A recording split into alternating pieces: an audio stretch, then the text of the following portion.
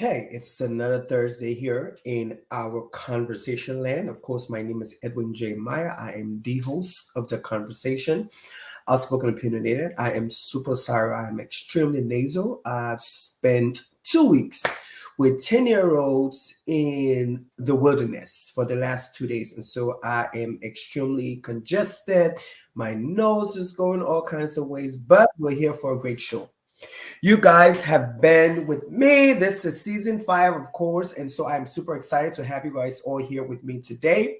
Again, this is a conversation, outspoken opinionated. I am your host, Edwin J. Meyer. This is where we have conversation outside of the norm. We say what we want to say. We say what we say, and we mean what we say. And of course, this is for all the villagers. If you aren't following us, of course, we're on Facebook, we're on Instagram, we're on YouTube. We are also on Spotify and Apple Podcasts. You can find us. You can listen to our recordings. Last week conversation was amazing. This week is going to be super great. We have the GGG here with us today. And so we are going to have a great time.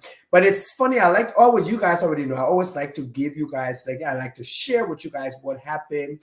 So like I said, my week has been great for the last 2 weeks out with 10-year-olds. My son is 10, and he and his classmates went to this wilderness, I would say, retreat, or 2 days field trip. And it was serious. But I had a great time, and so I'm back with you guys to give you guys some more information. So the German giant Gina. He is the only one man that on the internet I can make or laugh in English. I had to put that one in English. He is going to be here with us, but I just realized that I really got in tune with him and I really started to watch him 2 years ago. And so I want to share with you guys so I've heard things about him. I read something about him, but this was one of my first video that I saw 2 years ago. And it was during COVID. It really worked for me. And I just started following him since then. And so I'm going to share with you guys this video. So you guys are going to have fun. And so let's watch this video. Then I'm going to bring him in. But let's watch this video first, because this is my first video that I watched. And I was like, I got to find this guy. This guy is crazy. So let's do this.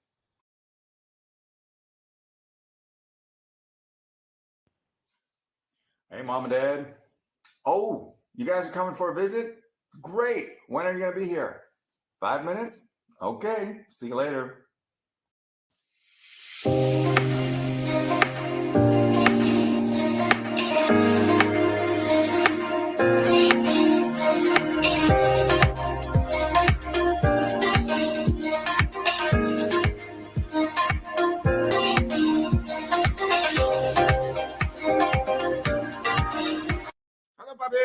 Yeah, what news, Papi?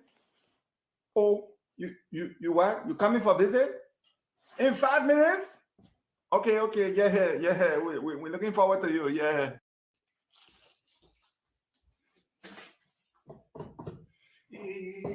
Papi, your phone, man, hide it, man, before the Papi can steal it. All the cuckoo thing without a hide, man. Here it go. Yeah, oh my man. Before the Papi can steal.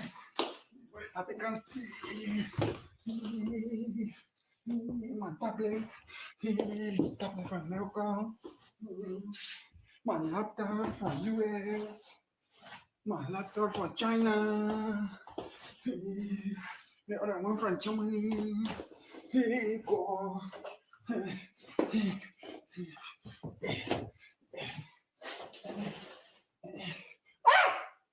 Shit. Okay. We're ready. So, without further ado, I'm going to bring GGG into the mix. Okay? I'm going to bring GGG in. Welcome, sir. You're still muted, sir. But we just watched a video while he's trying to get himself get in. We just watched a video. I think for me that was so funny. That video was my best video. I had a good time, and I'm gonna bring you back in and let's see. We stay cannot hear you. No, we cannot hear you. Let me try something. Okay.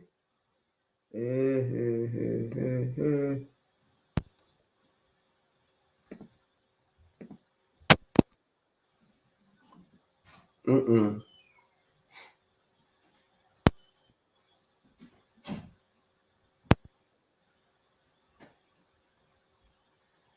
Nope. We can hear the little. We're still not hearing you. I know. We're still not hearing you. Probably go to your settings. If you can go to your settings and see if you can choose the hairpiece or your microphone on your computer.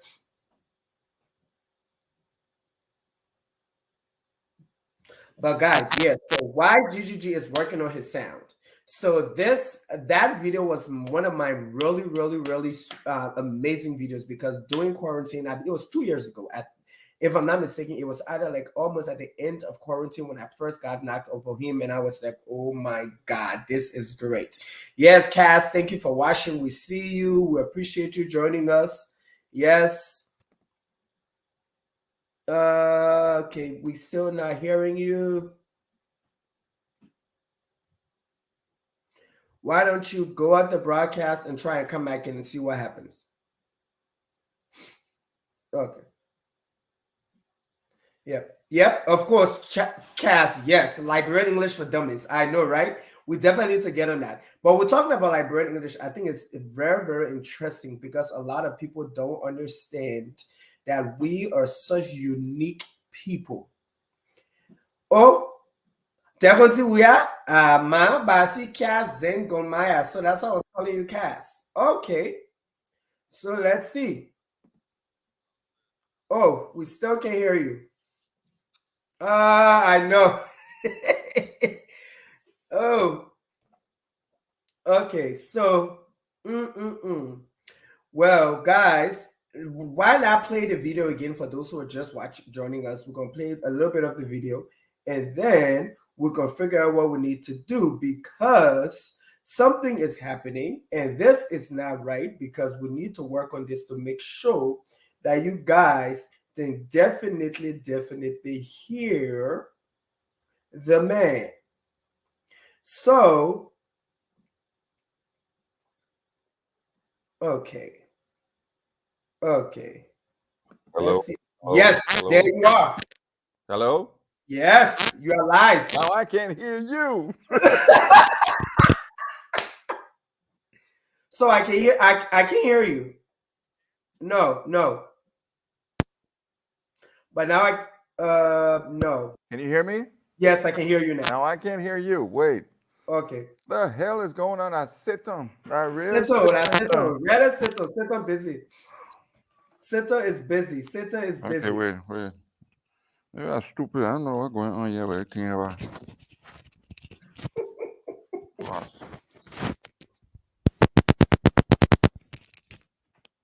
Hello? Yeah, can you hear me? How's that? I can hear you. I can hear you clear. Jesus, man. But there's some. Okay, Yeah. you hear me? I can't hear. Okay. So. I can't hear you.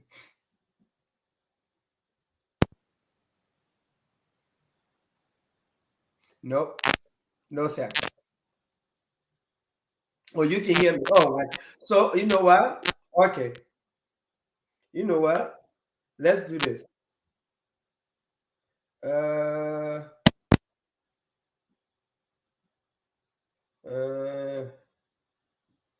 What's the call you're supposed to have?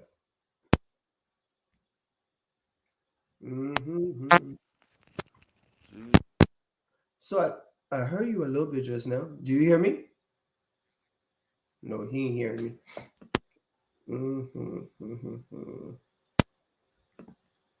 The devil rather busy. I swear. I still can hear you.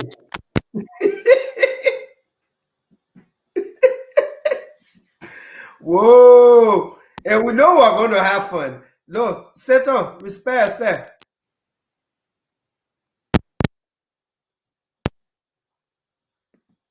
Except you want to do it from your phone and see what happens. We can't hear you. Mm-mm.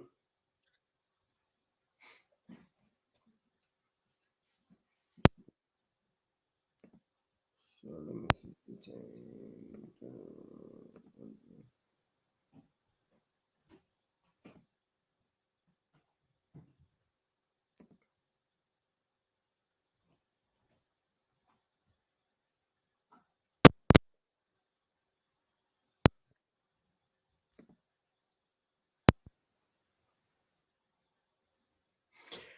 People, I don't know what's going on. I think there's one in like, bro, we see the devil busy. The devil really, really busy. Or maybe somebody behind the background. I don't know. Gee, maybe like the German people, they didn't want you to be connecting with us. So my son, I don't know what happening. But anyway, of course, this is the conversation Outspoken Opinionated. I am the host, Edwin J. Meyer. If you aren't subscribed, we ask you to go to our YouTube page, subscribe to the conversation Outspoken Opinionated. You can go to Instagram is the Outspoken Opinionated podcast. On Facebook, the conversation Outspoken Opinionated. We have been having an amazing week. I was telling the people who joined earlier that I had an opportunity to be with, I think there were probably 25 to 50 10-year-olds that I hung out with, and it was crazy. But let's see. GGG is back, and let's see if we can hear him. Yes, sir. Okay, can you hear me? Yes, I can hear you. Can you hear me? Okay, so Out my there's, headphone. huh? I hear you. You're in and out. That's yeah. Something. I think it's the headphones. Time I speak, so but as soon as you speak, I can't hear you. I have to plug it out, and but I'm hearing you a little bit. So what can we do? So I guess we will talk, and then we will do in and out. Does that work? Okay. So okay, so I'm gonna be quiet, but first of all, I'm gonna, just introduce yourself to the people, tell the people who you are and what you normally do. No, don't. There you go. There you go. Wait, can you hear me? Yes, I can hear you. Okay, so let's just try to work with this. I'm sorry for Satan, move from here. We rebuke you. Anyway, I'm so happy, Edwin. Thank you for having me. I'm sorry for all the shit that's happening with this technical difficulties, and you really chose one of my most controversial videos to start with. I really got heat from that from a lot of old Liberian people. Um, First of all, my name's Giant German Gina, and I'm happy to be here. It's 1 a.m. in Germany. I did not know that this was German time, 1 a.m. You said 7 p.m. I say, oh, 7 p.m. is, I'll be okay. But now you said EST. Okay, that's the drawback of an international career. Anyway, let's start with my life. I'm the only white Liberian comedian, and I'm very proud to be that. I grew up in Liberia, but I think we'll get to that. Um, so basically, that video, if I could start with that, a lot of old people in Liberia criticized me and saying, why are you doing that to us? I said, well, I'm sorry, but that's the truth. And comedy is always there to tell the truth, to address issues in society in a funny way. And the young people, a lot of the young people agreed with me, and they said, this is typical Liberian behavior by the parents. And old culture says anything that the child has, it belongs to the parents if they claim it. Yes. At least that's the way it used to be in Liberia. So that's why people even actually hid their TVs, they hid their watches, they hid everything when the papa and the mama came. So I don't. If you can hear me. Good. So since we're talking about controversial, so I did post something online. I posted, if people had questions. And one of the questions, since you just brought up the whole controversial stuff, I'm going to read it out to you. This person said, do you ever feel like you're offending anyone by monetizing your impression of or appropriation of a culture that is not your own?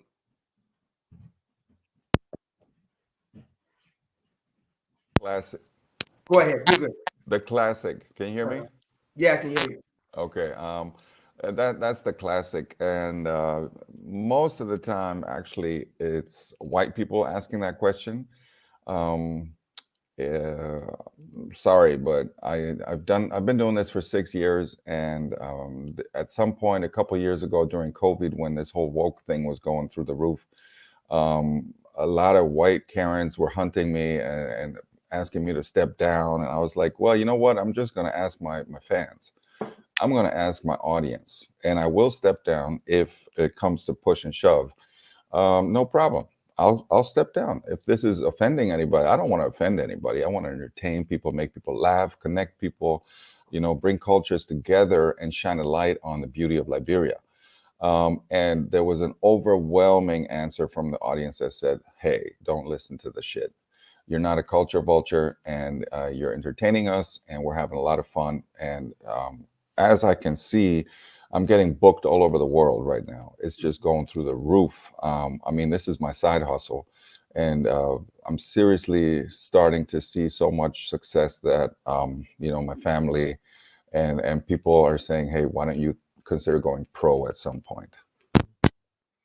And I think that's super, super amazing. I think the fact that I don't think people understand is the fact that you who don't look like the Liberian. And then when you come out and open your mouth, the first time I was like, something happened. What's going on? And so I think this is why I want to go to this part of you, because I feel like you are part of our Liberian culture. You are part of a generation or part of a group that did go to Liberia. People are still going to Liberia, created an entire life for themselves, but something happened and your family had to leave. And so my first introduction to you was the book, Blood Brothers. That was my first introduction about you. And so if you can just give us a context about, your family, you going to Liberia and all that stuff. Can you hear me? Yes. Okay. Just to let you know, I wrote a best-selling book, but let me start with the background story. I'll try to keep it short because it does fill a book. I was my first touch on Liberian soil was 1983, as we say, 1983. I went to LIB when I was 8 years old. I couldn't speak a word of English, and I had to learn Kolokwa real fast. Otherwise, I got my flocking from the Liberian boys. So they taught me Liberian English very fast. I got a best friend from the Gio tribe, Babwa, to all my Gio people. And so he taught me hunting, he taught me fishing, he taught me how to set trap, from water trap to land trap to all the how to swallow the Nimba tablet. And he took me up country. I went to his village. I slept at his place. We shared everything. And, back in those days, there was no racism in the village. And I have to say, in all parts of Africa that I've been, I grew up in the Sahara too, in Niger. I've never experienced racism by Black people. I don't know what it is. I was always welcomed in the village where I went, and people welcomed me with open arms. And I want to say thank you. I want to say thank you to all the people that just saw this little white boy and just told me to come sit down on their lap and eat and enjoy the Liberian culture. And I fell in love with the Liberian culture, and I learned storytelling at the knees of Ben's uncle. He was a very gifted storyteller. Never did I know that this storytelling thing would someday haunt me. Couple years after we became friends, we swore that we would be blood brothers for life. We even cut our fingers and shared the blood and say, when we were young boys, we say, we're going to be brothers for life. And then I didn't know that oath would be called upon. So 1989 came, and we all know what happened Christmas 1989 when Charles Taylor hit Butuo. And the new year was not sweet. It was not sweet, as they say, because suddenly there was this threat of this damn Charles Taylor man on the horizon. And then in February, March, May, I noticed that my parents were starting to get jittery. And all the American missionaries, my parents worked on the radio station ELWA in Painesville, on the biggest Christian radio station. And my parents started talking about going on holidays in May. And I said, but we still got school. We still got school till June, July. What going on? What kind of scam y'all on? They said, oh, don't worry. Your summer will be longer. Y'all will come enjoy. I said, children, we're going on holiday in Ivory Coast, not knowing we're going to refugee camp. Wow. And they started pulling out the white people in May. And I remember that day like it was today. And that day was going to haunt me my whole life. It was 2 p.m. in the afternoon, and it was May 1990. And I was mowing the lawn, trying to get some money for my holiday. And Ben came running to me, the Gio boy. He was 17 by now, very muscled, a great hunter. You know, he knew how to use a gun. He used to go with his gun at night in the bush to go kill meat. And he came to me and said, am I your blood brother? And I said, but what kind of drama are you asking? So, of course. And he said, if I'm your blood brother, take me with you to Ivory Coast and then to Germany. I said, but wait now, what do you mean? He said, you're being evacuated the next days. Charles Taylor is coming, and he's going to put Liberia in ashes. This place that we're standing on, this football field we're standing on, corpses are going to litter this place. They're going to shoot people and throw them in the water. I mean, I was 14, 15. I had never seen war. Nobody thought this thing could happen in Liberia. Nobody. We all thought, hey, man, it's just another revolution again. It's going to take a week. It'll blow over. Yeah. And I laughed at my best friend. I laughed at him. And it killed me because he started crying. And we hugged.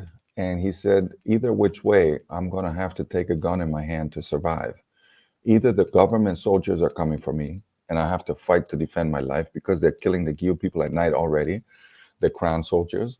Or the rebels are going to hit the town and they're going to see I'm a Gio boy. They're going to recruit me by force. So I'm going to have to fight. I'm a muscle boy. I'm a real Rambo. And he hugged me and cried and walked away. And that was the last I saw of him for 13 years. And I came home, and the German ambassador was already waiting in a Jeep. And he said, we got to go to the airport. I said, oh, but wait now. What? That the first time the papi didn't bring us to holiday now. And my mom started cussing me. And she said, get your ass in the car. I said, oh, mommy, how you talking to me, Russo? And she said, just get your damn ass in the car. And we raced through Monrovia, and we got on one of those last planes that took white people out. And I saw the difference in what skin color can do at an airport in a war zone, because thousands of Liberians were trying to get on that plane too. And the German ambassador held that passport up, and he pushed us through the crowd, and people were dropping babies in our arms. And he said, please take my baby out of the war zone. They're going to come kill all of us here. We are Gios, we are Mano people, whatever. You know, people were desperate. So those scenes we saw in Afghanistan when the US troops were leaving, that's the shit that I saw as a 14-year-old, the trauma. You know, people were literally throwing their babies across people's heads, trying to get them onto that plane. And I got on that plane because I had a German passport. And I was a non-citizen of Liberia in that moment. And a lot of Liberian friends did not get on that plane because the plane was full. And then the rebels started attacking the airport, and because they didn't want the money to leave, as they said. And I went to Ivory Coast. I waited in Ivory Coast for a couple months. And then the rebels hit the radio station, and 18,000 refugees on ELWA got into the crosshairs of the conflict. And we were all hoping that the Marines and the US soldiers that were sitting in warships at the coast, picking up their last white citizens, that they would intervene when the slaughtering began. But America did not have a mandate to intervene. That's what they always kept saying. We don't have a mandate, you know. And yeah, and the cameras of the world moved to the Gulf because the Gulf War started, and the killing in Liberia began in secret. And I had the worst conscience ever as a kid. And it took me 13 years. And then, you know, when Lemak Bowie started the white t-shirt revolution, the sex strike revolution, I started seeing it on national TV 2003. Yeah, 2003, it started making headlines again. And then when I heard that the UN peacekeeping troops were coming back, you know, international peacekeeping troops were coming to bring peace to Liberia, oh man, it just opened that drawer of my life that I'd been locked away. And I started looking for Ben. I put out a bounty in the war of $700 US. I got it out on red light market. I mean, this was internet was just coming. It was very Yeah. hard. Facebook wasn't up then. There was no way to find people yet back then. You had to use telephone. Now, who get telephone in Liberia? Smartphones were coming. So it was a desperate search, and it was a search that had made me face my biggest fear. My biggest fear, and ladies and gentlemen, if you're listening, if I can give you a life tip, it's your behind your biggest fears lies your biggest potential. Mm. My biggest fear was that my friend would be dead and that I would have to bear that weight my whole life, that I would find his grave. And I still faced it. And I went to Liberia, I looked for him, and I found him alive. And I was able to ask for forgiveness and find my salvation. And when I heard his stories at night, when we spent the night together at campfires, and he started crying, telling me what happened to him as a child soldier, and I saw children eating rats. And I said, I have to write a book about this. I have to let people know what happened in Liberia because nobody wrote about the war. There are almost no books about what really happened. And that's when I don't know if you want to say God told me, but I felt that I had a mission to bring back the awareness, to shine a light on this country. And I've never written a book before. And people laughed at me and say, "You stupid! You're a damn PE teacher. You're an English teacher. You're not a best-selling author." I said, "Well, I will be." And I got the story of my life. And they said, "But you're 28. Why do you want to write an autobiography, man? You're full of yourself." Ladies and gentlemen, don't listen. Don't listen to the Yeah. critics. And that's why, the same thing with your question about the cultural appropriation. I'm more Liberian than many Liberians living in the States. That's what they told me. Mhm. I eat monkey meat, I eat babon worm. I've tried all the foods in Liberia, and I love it. And I love Liberia, and I grew up there for 7 years, and it's part of me. It's my second home, so I'm proud to be Liberian. And I want to say this because I think a lot of people don't understand because you spending 7 years of your early childhood in Liberia, that made it impossible. I won't say impossible, but also hard for you to transition probably when you went back to Germany, because the same thing that we faced when we left Liberia and came to America, where we had to transition into this new culture. I strongly believe that you had to do it. So you left Germany, went to Liberia, where you struggled to transition. After transition and become part of this culture, now you have to leave to go back to where you're from, and then you have to transition again. So I think I like what you said when people talk about being, culture appropriate and you not being Liberian. I think you are more Liberian to a lot of us because you understanding certain cultures of Liberia. A lot of us don't even know. Like a lot of us have never had the experience to even live in villages and stuff like that because we've always been in the city and city boys and city girls. So I think for me, that's why your book, your skits and every comedy that you do, why I'm so in tune to it, because I see Liberia. I see the essence of who we are as Liberians in it. But let's move now to the fun stuff. Let's talk about the fun stuff. You don't give us the real serious thing. You made us go all the way back. But what made you to start doing comedy, not in a comedy, but in Liberian English?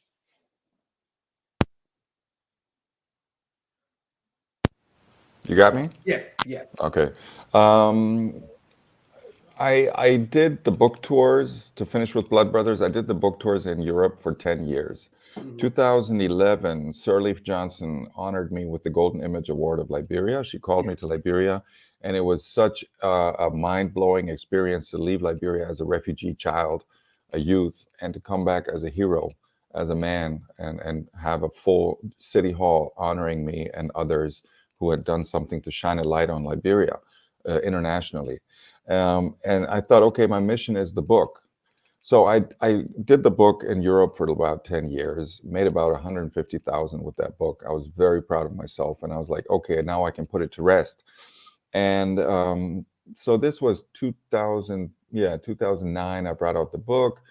And then 2015, 2016, 2015, I was in America on a holiday, and I took my children and my family. I took everybody to America for 5 weeks, and I visited some old Liberian friends with their kids. because they had grown up and they had kids too.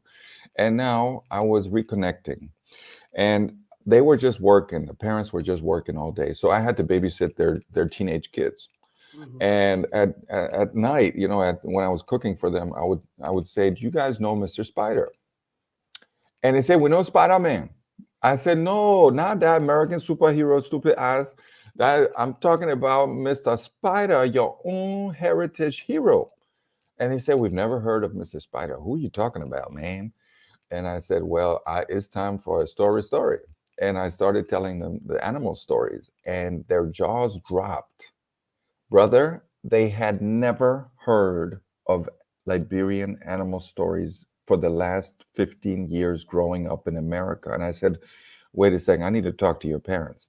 And when their parents came home late at night working, everybody works 2, 3 jobs in America. Yeah. I just want to make this clear. People are working their asses off in the States. And so I was like, my holiday was spending babysitting these damn kids.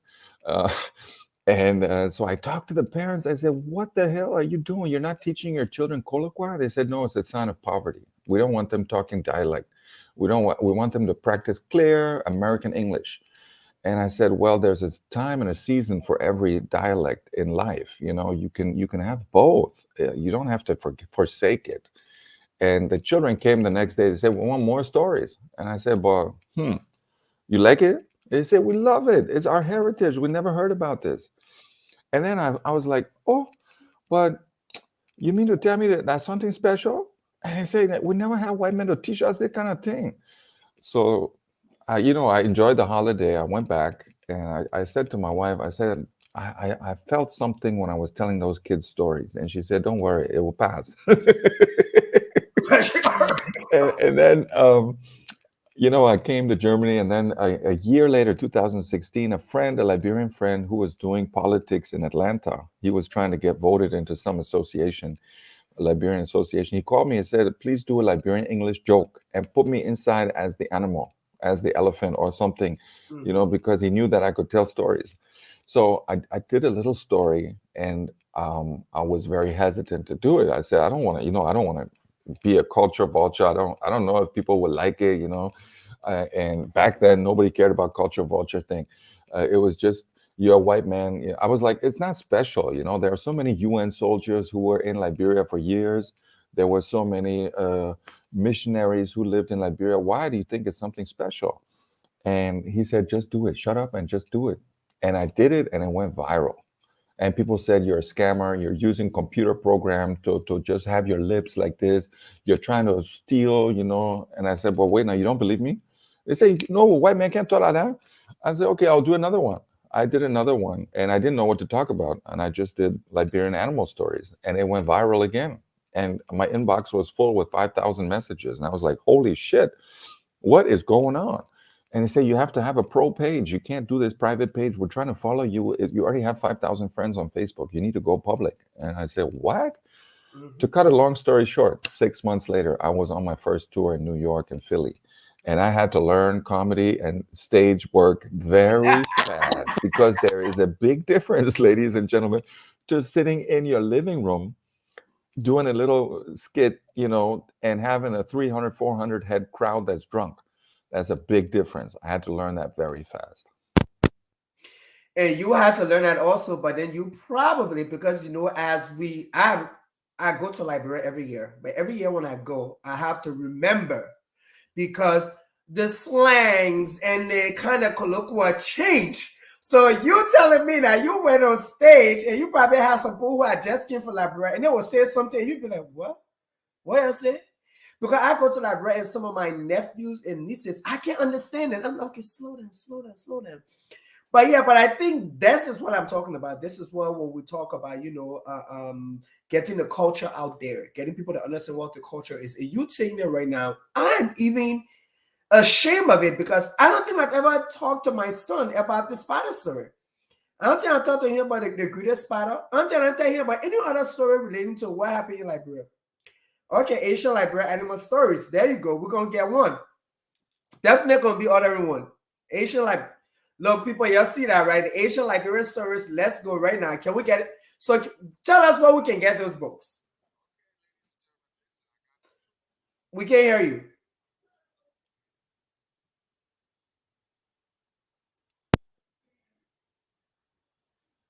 You can hear me? You Yes. lie. You can hear me. Yeah, I can hear Okay. you. Okay. Okay, ladies and gentlemen. If you're looking to teach your children Liberian animal stories, I got two books. Okay, I got two books. They got I don't know if you can see that. Yeah. Number one. You see Mm-hmm. number one, And and number two. you get number Yeah, number number two. two. You see number Yeah. two. Uh-huh. Okay, this is human stories, ancient Liberian stories. Uh-huh. And this is ancient Liberian animal stories. And it's got animal pictures in there. And oh, I got something cool I want to show you guys. Okay, let's go. This Oh. is the first cartoon version, the first Liberian story cartoon version of Mr. Spider. You can find it on YouTube. Just Google Spider and the Eggs of Death. If you look for YouTube Spider and the Eggs of Death, you will find Liberia's first animal story cartoon. I want to bring cartoons to Liberia because every Liberian child, every American child watches cartoons Saturday morning. And I said, we need to bring that back to Liberia. Yeah. Yeah. And so I like that you talk about that. I remember when I came to America, and I remember me and my cousins having conversation, and they were laughing at me because I said I didn't understand why every time they did like educational books and stuff like that, they said A for apple. I said the kids in the deepest part of the Lofa forest have never seen apple. So if you say A for apple, how do they connect with something that they've never seen? So, we would talk about it and they would laugh. I said, we as Liberians, we need to come with like the ABC book and that we have the SSO book, but we need to make it appropriate for our society and our culture so our kids can be able to relate to exactly what they see. Because if you say A for apple to a boy from the deepest forest in Lofa, he has no idea. He's never seen an apple. But if you say P for plum, he knows what plum is. The guy would say monkey apple. Hey. You see, and so I think that is I'm so super excited that you have that, and I definitely know that I'm gonna get it's on Amazon. Yeah. Can you hear me? Okay, it always takes a couple seconds here to connect. Mm. You can order it on my Facebook or Instagram page. Just Oh, order it online from me. there you Because go. Amazon, they always take so much of a cut out of it. It's not worth it Oh, then. no So problem. I'll say if you buy both, I'll pay Uh-huh. all the postage fees, ladies Okay. and gentlemen. And it's a beautiful, beautiful gift. And if you want, you can also order Blood Brothers. This is the historical account. This is, the story of the giant German Gina. This is what made me. So this is a nice little book bundle you can get. And oh, I got to show you something. Oh, I got to show you something. I don't even know. Ladies and gentlemen, can you see what this is? Oh, that's a bullet. It's a bullet from the war, Mm. and it was formed into a peace sign, one of the most powerful symbols of change that I could find in Liberia. And when I saw this, I said, I have to give this to my fans. So, ladies and gentlemen, if you buy a book or two, I will give you a free peace sign as a sign of change, because we want to be change agents in Liberia, change agents through comedy, and we want to impact people and shine a light on the positive sides of Liberia. So I want to talk about comedy now. I just want to go into comedy. There were some questions that came out, but people were asked. Somebody sent a question that said they wanted to get your take on this. In Liberia, there is a huge controversy when it comes to the LGBTQI community. But what they're saying is that Liberian comedians are cross-dressing and it's okay, but it's not okay when, like, I think there was a video that went maybe like a year or two ago about this kid who was wearing makeup. He got kicked out of school and stuff like that. So you as a comedian, they want to know, what is your take on it, that it's okay for comedians to cross dress and we laugh about it, but when people are trying to be themselves, then it's a whole different thing. Can you hear me? Yes. Um, Listen, Tyler Perry. You know Tyler Perry? Mm-hmm. The motherfucker became a billionaire wearing grandma clothes. Mm-hmm. Okay, I studied his comedy. It's very smart, talented dude. And I think that's why Mama Liberia got the idea. And it's working. It's working. And I say as long as as long as it works, there's magic there. Go look for more magic. Follow the light. That's what I always say. Your audience will give you the feedback if your comedy is working or not. You know, um, and comedy is being infringed upon so much. Everybody's just, you can't do this, you can't do a joke about that, you can't. It's an art form, damn it. You Mm-hmm. can't tell art to not do something. Art is free, and as long as it's got to stay free. Sorry, but if you don't like the comedy, just choose a different comedian. Thank you very much. We have to have freedom of speech in art, and if people want to wear a dress and they are successful with it, kudos to you, brother. Shout out to Mama Liberia, you're doing a great job. Yeah. And so, I think something politics. I think it's somebody. I think it's the Angel Michael, if I'm not mistaken. I think yeah, he has become. He has become. I will say this. He is now using his platform as a way not only to entertain but as a way to send out political messages.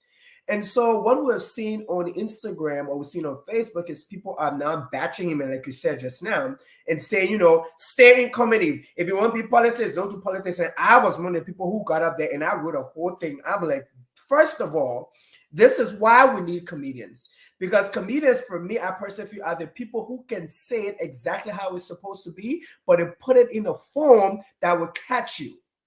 And so, I feel that's something we should do. And so you were just in Liberia the other day, and a couple of months ago, you did, there was a whole thing that happened. And so I want to ask you from a political side, are we going to see something from you soon? You really want to put me in fire, eh? You really want to put me in No, my man, fire? talk. But I'm too smart for that, Mr. Spider. I can only put one foot inside, not all eight. No, listen, ladies and gentlemen, if you want to kill your career, go into politics in Liberia and get involved. Don't ever do that because the sides change too fast. Alliances are shifting way too fast. And I know that Angel Michael is a George Weah man. I mean, George G gave him a car. He's enjoying that car. I would be grateful too if someone gave me a $20,000 car. Come on. Uh, Mr. Boakai, if you win, please don't forget your man, yo. Mr. Weah, I'm here. I like driving BMW, please. So, I mean, come on. We all need to eat, and I'm happy for Angel. I love him. He's a brother to me, and the country is hard. The country is hard, and if you can find someone to feed you and to help you make money and to feed your children, I don't care. I would just make it, I would make it apparent that this is a political message today. This is, like in the States, in TV shows and advertisements, they have a little caption that says this is a political campaign, some advertisement. And Angel Michael also does a lot of other public information ads, for drunk driving and stuff like that. He's very active in different areas. And I met Angel when he started 6, 7, 8 years ago. We both started, and I remember the first time I met the guy. Angel, I gotta tell this story. And he came up to EOWA, and I was unknown by then. He was a young comedian. He had just dropped the Angel Michael TV, the video, the first one that where the angel doesn't want to go to Liberia, that made him famous. And I was like, I love that video. I love your comedy. I think you got talent. And how can I support you? Let's work together. And he said, my man, I need $100. I need money. And I gave him $100, and I said, this is my investment into your career. And so, Angel, you still owe me at least 150 because you made a lot of good interest on that money. Sure, And, definitely. but to be honest, I'm gonna stay out of politics. Presidential candidates have approached me and said, I want you to do my campaign comedy and advertise for me. But I've always shied away from it. My managers have always said, don't ever touch politics in Liberia because that'll be the end of your career. You're going to lose half of the population. Yeah. And my job is to unite. A fun fact, I had three different prophecies in my life, over my life, starting as a teenager. And the word that was given to me by these spiritual people was bridge builder. Mm. Bridge builder. And I always thought, man, I'm supposed to become an architect. But they said, no, it's not about architect. It's about connecting nations. And I got this prophecy when I was 14, 15. And it's been repeating itself until I found GGG.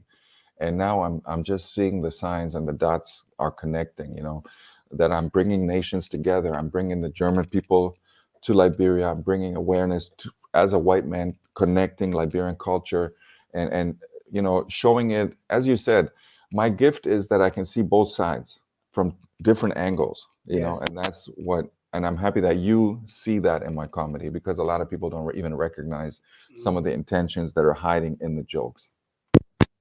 And it's funny that you say that because before I started this podcast, I remember as a kid growing up, they would always say, you will reach your voice will reach the nations. I don't want to be a pastor. What? I don't want to be a pastor. Don't do that to me. Don't never. And I was shy against it. I remember they always told me I have an uncle who is like a huge evangelist, and he will always say that your voice will reach the nation. And there was this when I started the podcast, there was this day, YouTube sends you your stats of different countries that people watching. And I saw it and it clicked to me. It was like, this is what the prophecy was. Because you do know how many people, they might not be on live, but how many people this podcast reached, this is what it was talking about. And so I was like, wow, God, you are just too much for me. Relax. Chill, God. Chill. But it's been good. Something happened a couple of months ago, and we just gotta talk about it. Because the people are like, we need to talk about it. And so since the people said we need to talk about it, I waited for the end. Because first of all, I want to ask you, how many lawyers do you have? Because apparently you are supposed to be sued and go to court. And people are going to sue you. You are supposed to be sued or something like that. So did that ever happen?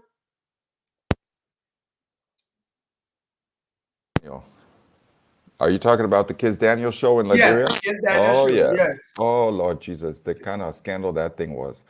I was supposed to MC the biggest show of the bicentennial year and I got Angel Michael on board Mm-hmm. because I wanted a local talent to be on stage with me. Just wanted to make everybody aware of that. I did not want to MC that show alone. I said I wanted Liberian on stage with me to honor the local talent. And we got MC Caro, we got all these people, we got Kobazi, everybody, and it was working up nicely. And they said, y'all get your tickets. We're gonna reimburse you on the 16th of December. And I got how expensive tickets are to Liberia in Christmas time? It's $1,800 Oh. per person. And I said, Ooh. okay, I'm going to Liberia. I'm going to support this event because this is going to be a breakthrough for Liberian entertainment business, and I want to be a part of it. And they said 18,000 people fit in the ATS stadium, and Kids Daniel is coming. So I was like, okay, wow. We made they gave us contracts. They wanted contracts. Not usually in this level of business that I work in, Liberian entertainers, it's a handshake. We're still Yeah. at handshake level. We It's trust yeah. each other. We say, listen, I'm gonna come, I'm gonna do a comedy show, I'm gonna do a storytelling night, whatever. Shake hands on it, hug, and that's it. We don't even need contracts. And these American organization people, they say we want contract, we want everything to be professional. So I say, okay, I like that. So we signed contract. And then 16th of December, I said, but the contract says that y'all got to reimburse my flight. They said, oh, we're coming. I said, oh shit. Now we're coming, we get whole crocodile inside now. Mm-hmm. And my wife said on the 16th of December, she said that show is not happening. She saw it in her spiritual vision. I said, hey, stop it, man. You don't manifest that kind of stupidness when we want to make people laugh. Everything's going to work out. She said that you go there, but it's not going to work out. I said, what?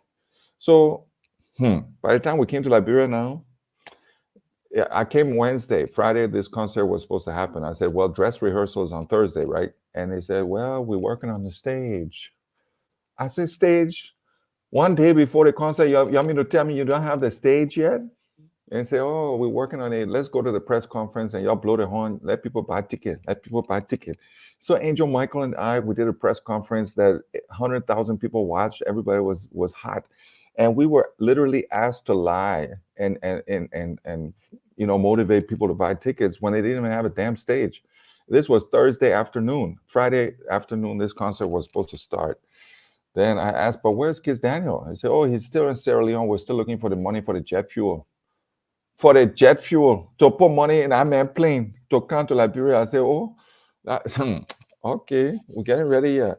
And then on Friday night, when that concert was supposed to happen, it was supposed to start by 6. We were not informed. We didn't know what was going on. I drove to the stadium. I looked there. 50 people were milling about in front of the stadium. My manager said, listen, no command. We don't know what's going on. I say, oh, and then on Facebook, maybe you saw those pictures at 8:30 p.m. The truck with the stage elements pulled into ATS Stadium, and they started setting up the stage. I mean, I accept Liberian time. Okay, 2 hours is okay, but to start building up a stage 1 hour after the concert is supposed to officially open, you must be out of your damn mind. Yeah. And then Kiss Daniel was not even in the country. The guy was still in Sierra Leone enjoying himself in that private plane with all kind of ladies. And then he landed Saturday morning at 2 a.m. I mean, imagine I would have had to MC 18,000 people waiting for the guy, and he comes at 2 a.m. the next morning. I would have been killed. The people would have gone crazy on me. You can't entertain people for 10 hours and ask them to wait like that.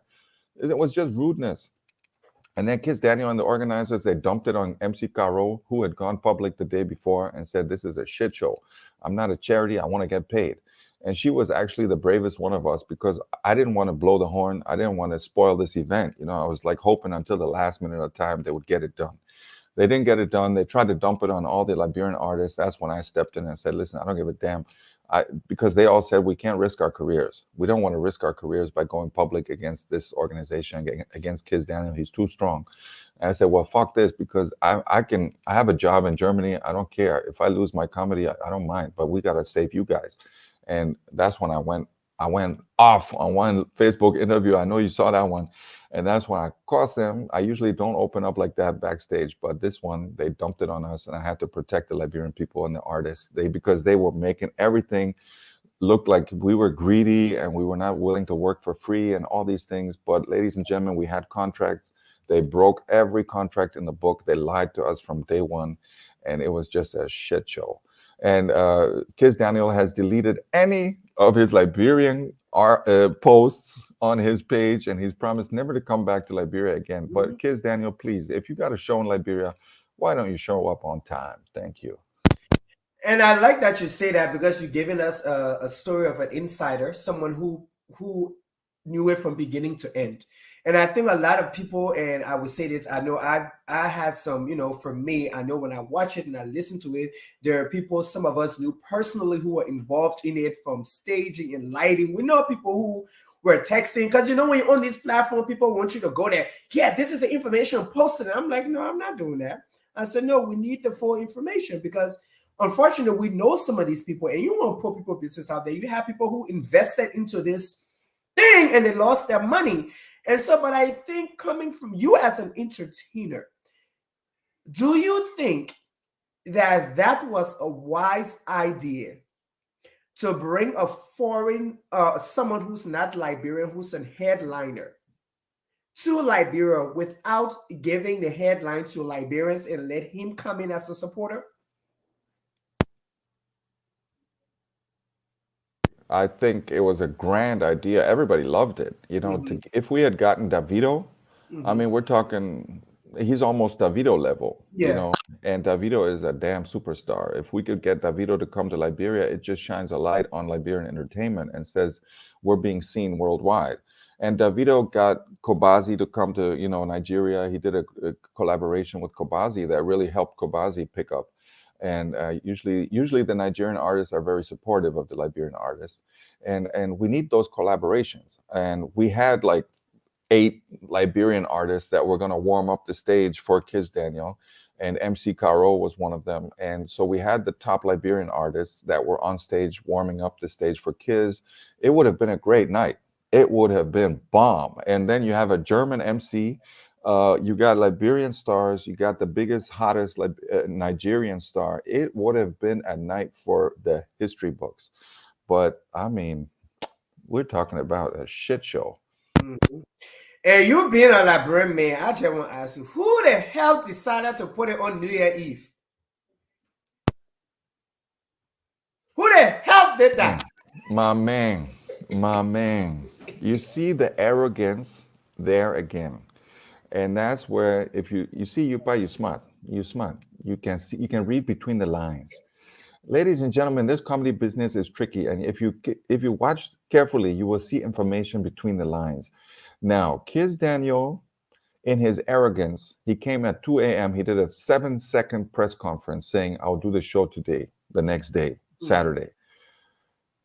He didn't even know what happens in Liberia on watch night. They call it watch night. They don't call it dance night. They call it watch night because you go pray for your dirty soul.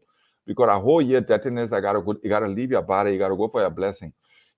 The American organizers that were saying we know everything better than the Liberian people and we know how to do this, they did not listen to the Liberian artists like Angel Michael, who warned them. We warned them and said, don't play this game. You're not going to get away with it against the pastors.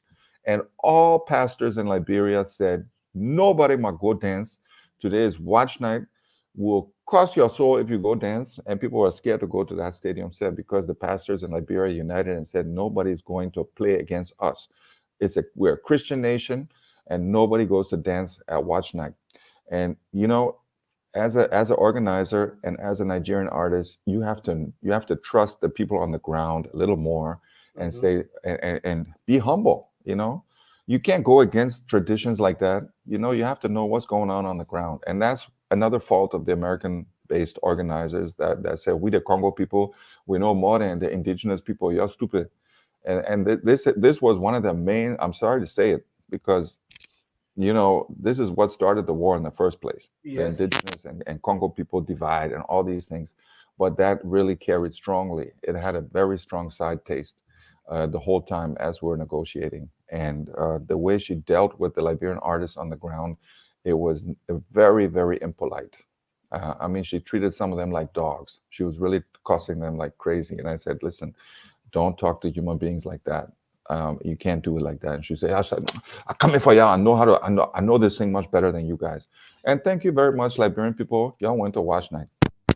And you say that, and I think, like you said, and that was one of my things that I said when I did my little segment on that whole thing. I said, when you go into it goes to people who are evangelists. It goes to people who go into public health work, doctors, nurses. When you go into to do any kind of outreach, anything that relating to a community, you have to study the community. You have to know what the people do there. You have to get acclimated with the people so you can be able to know their need. Liberian people need on New Year Eve that to go to church from 7 until 12 midnight. When the clock strike 12, we get us out, we go to the club. But we are not missing the church. And if my pastor tell me, say, I'm not go there, I'm going there. Because in that whole avenue right now, the pastor trying to collect his own money. And I think that's what they did not. Let's be honest. That is the pastor day where he's going to, you know how many offering they're going to collect that in that day? Do you can't tell myself, go to go dance? They're not going down there. Morning. You want to spot that man market? Move from here. That man Exactly.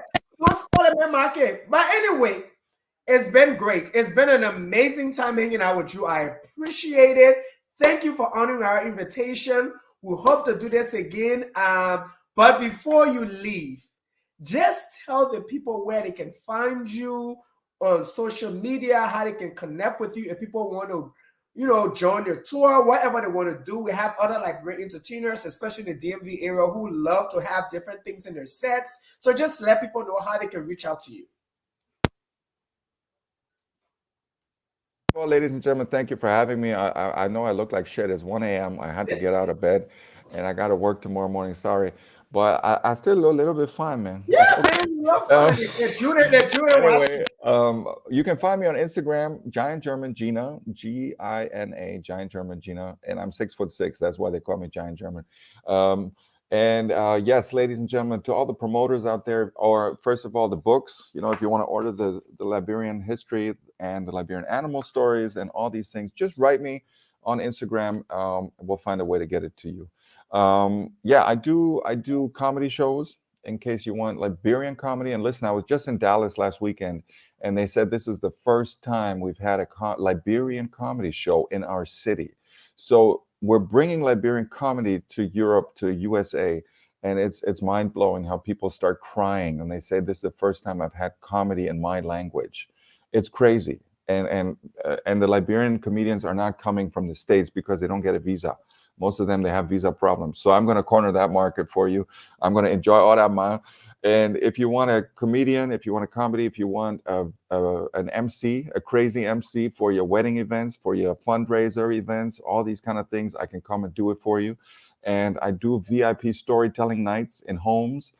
And we get VIPs. Listen, I've done this for presidential families. I've done it for Rich Lou Dennis, the biggest billionaire of Liberia, in the Southamptons at his pool. Listen, I've had some magical moments with these stories. It's taken me all over the world. And I just want to say thank you to all my fans who support me. I'm grateful from the bottom of my heart. I will be touring the world this coming year. I'm going on a world tour. We didn't get to all the projects, the time was short. Yeah. But I'm going on a world tour with my wife starting in July. I'm going to hit Ohio, Zurich, Louisiana.